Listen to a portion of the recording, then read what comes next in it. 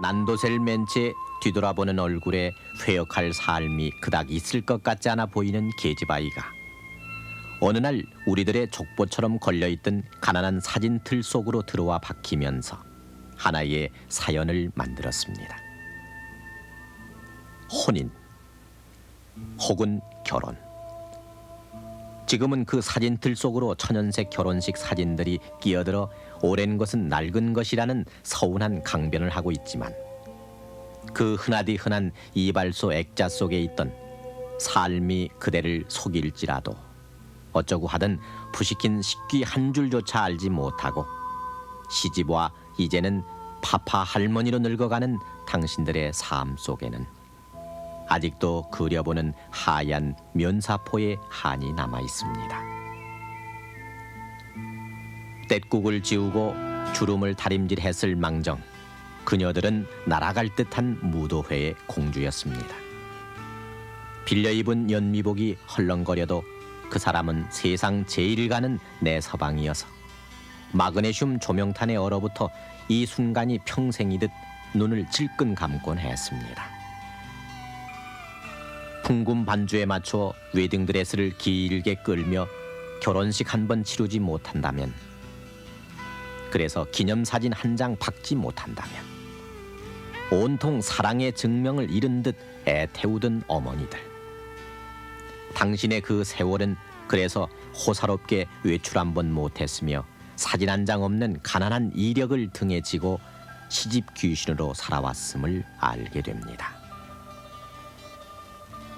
태어날 적 울음소리를 듣고 계집아인 줄 알았다는 어머니의 타박도 설음 속에 묻혀지고 연지곤지 바르며 갓난이 그 이름도 까칠한 살갗에 함께 묻었지만 어린 동생을 훌쳐매고 부엌의 가마솥 손때와 함께 가난에 절었던 소시적과 시부모 공양의 시누이 올케의 눈총 속에 허리 펼 날이 없었던 시집살이의 그 틈에서 드디어는 홍천댁, 파주댁, 그리고 해남댁이 돼버린 우리들 어머니의 이름. 이 겨울 매운 칼바람처럼 아프고 어려웠던 그 시절에 목숨을 부지하고 성한 몸으로 천생에 연분 맺은 것만도 복으로 알며 작수성내 찬물 한 사발을 떠놓으면 덩그렇게 빈 하늘만 가라앉았던 그때 우리들의 어머니 시집 가던 날을 아십니까?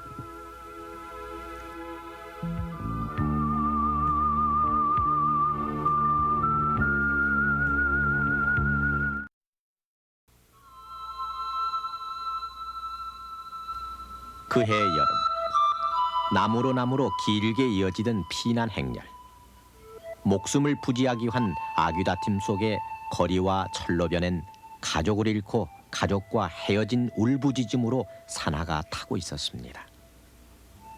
아픔 이외에 아무것도 없던 전쟁은 그러나 새로운 인연과 새로운 만남의 계기를 만들어주곤 했습니다. 살아있는 것만으로도 다행으로 여겼던 50년대 초, 그리고 피난살이. 그 척박했던 삶 속에서도 지금은 우리의 중견이 된 단기 4284년, 85년, 86년, 서기 1951년, 52년, 53년생들의 탄생을 가져온 가약은 맺어졌습니다. 몸빼로 가난을 가리고 꽁보리밥 풀떼죽 한 그릇으로 하루하루를 버텼던 그때 격식보다 마음이라며 일체의 형식을 무시하고 치르던 냉수 한 사발의 혼례식이 흉이 될 수 없었습니다. 개다리 소반 위 냉수 한 그릇이 혼례식 준비물의 전부고 피부치라고는 이종조차 없던 피난지. 담 넘어 구경하는 동네 아주머니 선언만이 하객의 전부였어도 젊은 신랑 신부 그들은 그것을 차라리 축복으로 알고 부부의 교배례를 올렸습니다. 그래도 원삼 쪽두리가 못내 아쉬웠던 신부는 신랑이 남몰래 끼워주는 은가락지에 그만 기쁨인지 서름인지도 모를 눈물을 흘렸습니다. 그러나 그나마의 작수성내도 나은 편이어서 혼수는 물론 혼례식 때 입을 새 옷 한 벌 마련하는 것도 엄두를 못 내던 집에서는 딸내를 그냥 신랑에게 딸려보내는 일도 흔했습니다. 얘야, 너는 무턱대고 참아야 한다. 남편에겐 그저 예예하며 순종하라고 신신당부를 하던 어머니. 딸내 코고무신을 닦아서 신기다가 살림 보통이를 안기며 대문간을 나서다가도 어머니는 설움에 울컥 목이 메여 신랑 기다린다, 어서 어여 가거라며 내키지 않는 손짓으로 딸을 보냈습니다.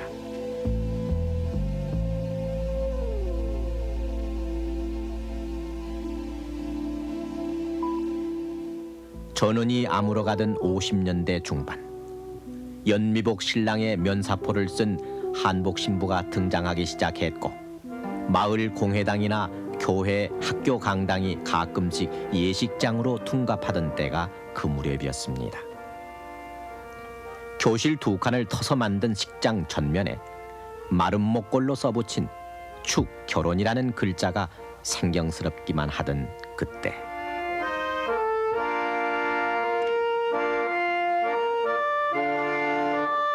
꽃 뿌리는 화동들을 뒤로 둘러리도 못 세운 채 삐걱거리는 마룻바닥을 조심스레 걸어나가던 신부를 교실 밖의 아이들은 호기심 어린 눈으로 구경했습니다. 좀 커 보여 한눈에 빌려온 것임을 알 수가 있는 신랑의 연미복, 조화가 꽂힌 신부의 면사포를 사모간대와 원삼 족두리가 눈에 익은 할머니가 신기한 듯 쳐다보던 신식 결혼식. 주례사에 이어 요즘은 보기 힘든 예물 교환이 끝나면 팔짱 끼는 것을 멋쩍어 하던 신랑 신부는 오색 테이프와 색종이 꽃가루 세례를 받으며 새로운 삶, 부부의 첫걸음을 내디뎠습니다. 그리고 기념 촬영. 사진 박는다고 읍내에서 쌀 2가마 값은 될 돈을 주고 모셔오다시피 한 사진사는 신랑 신부 가족 친지들 모두 꼼짝 못하게 했습니다. 사진이라고는 도민증 낼 때 찍어본 경험밖에 없던 사람들이 대부분이던 그때, 자, 여길 보세요. 움직이지 말고. 자, 찍습니다. 호령에 가까운 사진사의 목소리가 끝나자마자 펑 하고 마그네슘 조명탄이 터지면 신랑 신부는 10중 8구 눈을 감아버리기 일쑤였고, 깜짝 놀란 어린아이들의 울음보로 갑자기 시끌벅적해지던 그때의 식장 풍경. 그 이제 마그네슘은 화학 성분이 들었기 때문에 그 터트리면 펑하고 소리가 나거든요. 근데 소리가 나면 연기가 그냥 자욱하면서 그 소리가 나기 때문에 그 신부 신랑이 많이 놀래가지고 눈을 크게 뜨는 일도 있고, 그렇지 않으면 또 눈을 감는 분도 있고, 또 그런가 하면은 이제 가족 사진 찍을 적에는 애들이 자꾸 울고, 또 어른들도 다 그냥 자기도 모르게 깜짝 놀래요. 소리가 크게 나니까. 이래서 결혼 사진을 찾으러 왔을 적에는 또 항의가 너무 많이 돌아가지고 왜 이렇게 눈이 감았느냐, 왜 눈이 크게 떴느냐 이렇게 하고 항의를 많이 합니다.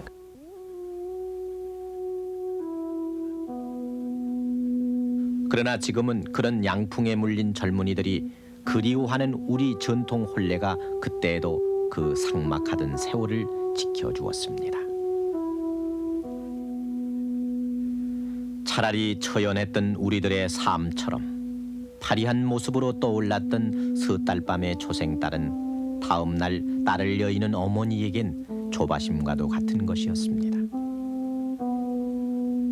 이 추운 겨울에 사두단자가 다 뭐냐고 한숨 짓던 아버지는 아무리 계산을 해봐도 혼사 비용이 턱없이 모자라 내년 추수 때 갚을 테니 돈을 구워달라고 동네 부잣집에 손을 내밀었고, 그렇게 아끼던 집안 일꾼 누렁이마저 우시장에 내다 팔았습니다. 그러나 옥양목 옷감에 공단, 양단, 이불감을 끊고 나서 잔치상 음식거리 몇 가지를 깎고 또 깎아 사다 보면 소판도는 금세 바닥이나 장보러 간 어머니를 아쉬움 속에 집으로 돌아오게 만들었습니다. 그래도 큰일 치룬다고 저녁이면 찾아와 이불을 씻히고 혼수옷 만드느라 인두질, 다림질을 마다 않고 도와주는 이웃집 인심이 그렇게 고마울 수가 없었던 그때. 시집 식구 혼수 소홀히 하면 손주딸 시집살이 메워진다고 할머니도 호롱불 아래에서 몇 번씩 침을 묻혀가며 바늘을 골랐습니다. 신부집이세요. 이제 있는 집에는 저 시아버니, 시어머니 옛날에 맹지로요 다듬이 해갖고 맹지요 한복으로 한번 하고 시어머니도 그렇게 하고요. 또 신우들 시아제들은 그냥 뭐 덮지나 뭐 바지나 한 낙석 해서 갖다 주고 그랬습니다. 없는 집에는 그냥 가지요 뭐. 그냥 가갖고요 시집살이로 많이 오고 쫓겨온 사람들이 많습니다. 시방까지도 시집살이 한 사람이 있어요.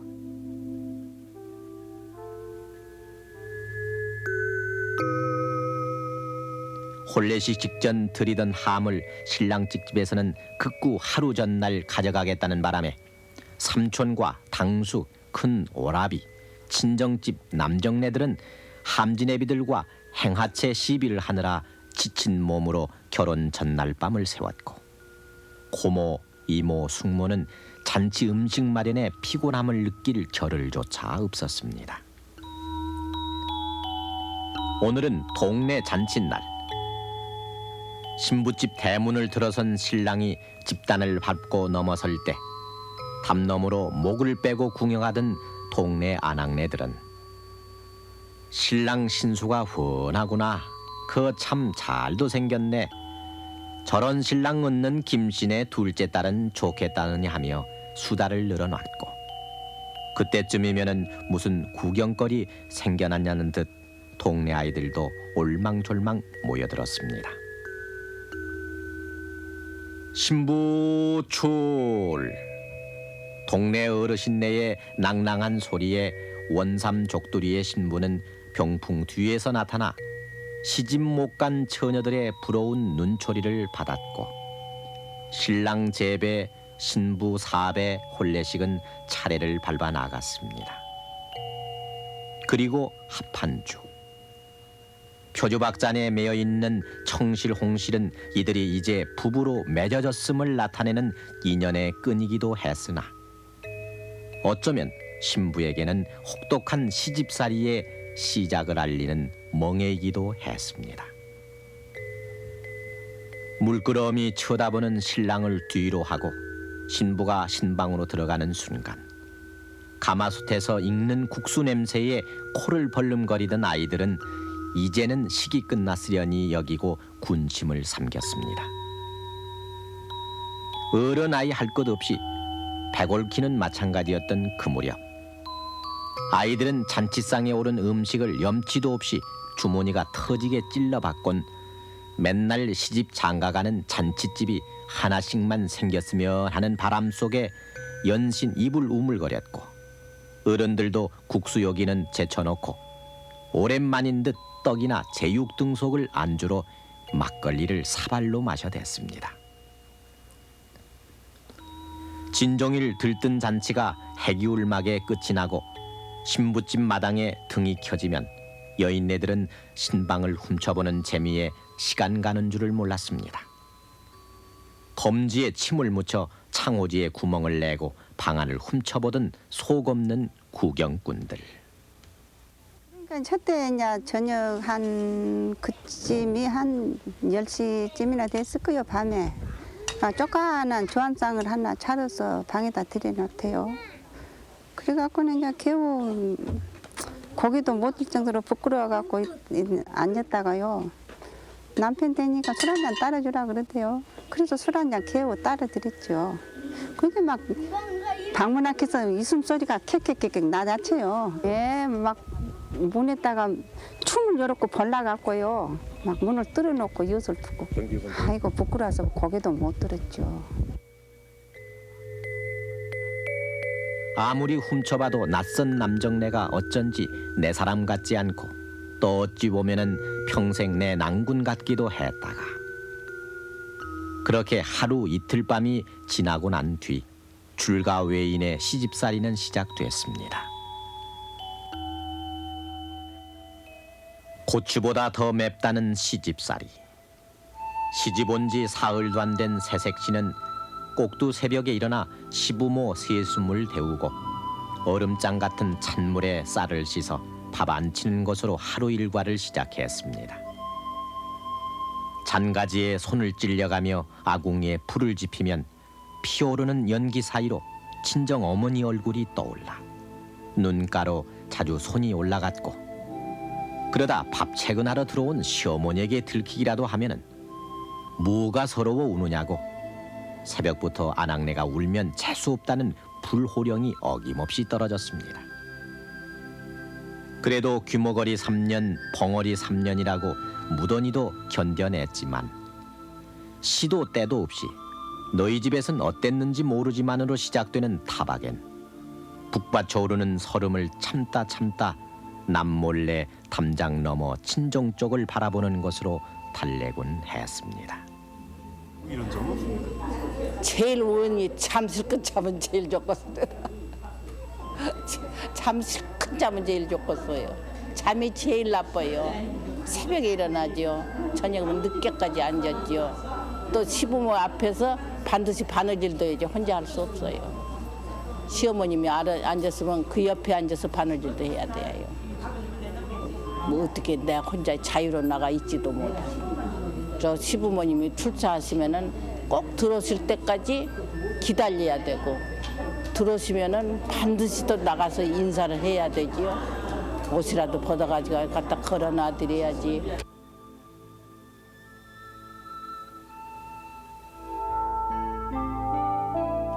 신랑 신부의 낭보라는 제목의 이 신문 기사. 결혼 비용이 없어 식을 못 올리는 시민을 위해 서울시가 합동 결혼식을 무료로 치러주겠다는 소식은 먹고 살기 힘든 것이 50년대나 다름없던 60년대 초반에도 기사 제목 그대로 낭보가 아닐 수 없었습니다. 신랑은 양복, 신부는 웨딩드레스를 입는 완전 서구화된 결혼식이 보급되고 결혼식만 치르는 전문 예식장이 속속 도심의 그 모습을 드러냈던 것도 그 무렵. 찹쌀못지나 수건 한 장이 들어있는 답례품을 하나씩 들고 있는 사람들을 도심 어느 예식장 근처에서나 쉽게 찾아볼 수 있었습니다.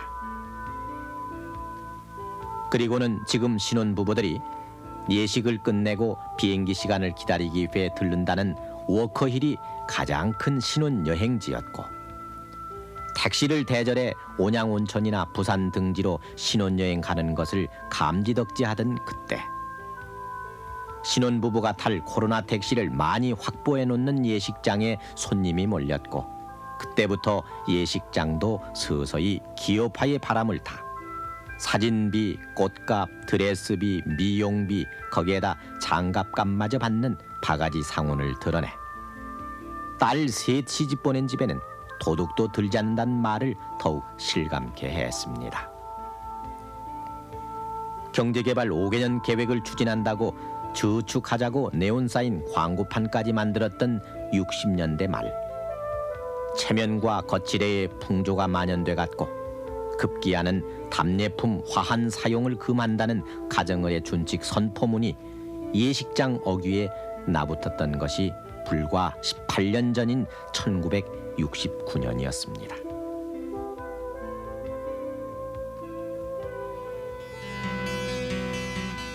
전안청에 놓여지던 나무 기러기. 결혼의 신성함과 정절을 상징하던 그 기러기가 자리를 비우고 없는 오늘. 카페트 깔린 궁전 같은 식장에선 30분 남짓마다 한 쌍씩 초고속의 신혼부부가 탄생되고 있습니다. 가난했던 부모들의 때쩌른 눈물이 자취를 감춘 대신 딸 여인은 서운함에 눈물을 찍는 어머니의 모습만 예나 지금이나 다름없을 뿐. 마그네슘 조명탄을 터뜨리던 사진사도 그 펑하는 소리에 아예 눈을 감아버리던 신랑 신부들도 이제는 찾아볼 수 없습니다. 오메가니 롤렉스니 100만 원대의 고급 시계와 다이아몬드 반지. 우후죽순처럼 생겨난 혼수 전문 백화점에서 기백만 원, 아니 1000만 원대의 혼수를 아예 사버리는 것을 당연시 여기고 아파트 키니, 자동차 키니 하는 등 3가지 키가 호화 혼수의 대명사처럼 돼버렸다는 풍문이 우리의 작은 행복을 깨는 듯한 오늘. 혼인의 재물을 말하는 것은 오랑캐나 하는 짓이라던 인심은 이제 가난을 살며 나누던 구세대의 유물, 초라한 변명쯤으로 퇴색해가고 있습니다. 코로나 택시 대신 비행기를 타고 신혼여행을 떠나는 저 젊고 발랄한 신혼부부들. 그들의 부모들이 대절 택시로 남산 한 바퀴를 도는 것으로 신혼여행을 대신했던 일은 그들에게는 아랑곳 없는 과거지사일지도 모릅니다. 신혼의 달콤한 추억을 간직하려는 듯 쉴 새 없이 샤타를 눌러대는 저 신혼부부에게는 그들 부모들의 낡은 앨범 속에 결혼사진이라곤 왜 한 장밖에 없는지 커다란 의문부호로 느껴질 일입니다. 그러나 30년, 40년 전 혼례도 못 올리고 죽으면 몽달 귀신 된다고 물 한 그릇으로 지내던 결혼식이 있었고 호적의 이름을 올리는 것으로 부부 생활을 시작했던, 그래서 면사포 한 번 못 써본 게 평생 한이 되었던 가난한 삶도 있었음을 이제 부부의 삶을 시작하는, 그리고 시작할 그들에게 어떻게 설명을 해야 하는지요. 점점 추워져가는 이 밤, 우리의 중년, 노년들을 눈 감게 만들었던 마그네슘 조명탄이 그리움으로 되돌아와 마음 한구석 따뜻한 추억으로 터지고 있습니다.